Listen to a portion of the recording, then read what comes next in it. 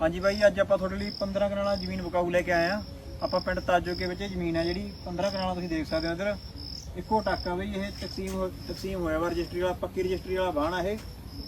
ਤੇ ਬਾਕੀ ਇਹ ਚ ਮੋਟਰ ਦਾ ਹਿੱਸਾ ਹੈ, ਸਾਹਮਣੇ ਮੋਟਰ ਦੇਖ ਸਕਦੇ ਹੋ ਤੁਸੀਂ। ਇਧਰੋਂ ਆ ਦਿਖਾ ਦਿਓ ਪਹੀ ਆਉਂਦੀ ਹੈ ਬਈ ਪੱਕੀ, ਉਧਰੋਂ ਅੱਗੇ ਚੌੜਾ ਪਹਾ 16 ਫੁੱਟ ਤੇ ਬਾਕੀ ਅੱਗੇ ਪਹੀ ਆਉਂਦੀ ਹੈਗੀ। ਤੇ ਝੋਨੇ ਵਾਲੀ ਜ਼ਮੀਨ ਆ ਬਈ, ਡਾਕਰ ਜ਼ਮੀਨ ਆ ਪੂਰੀ, ਕਈ ਸਾਲਾਂ ਦਾ ਝੋਨਾ ਲੱਗਦਾ ਇਹ ਜ਼ਮੀਨ 'ਚ।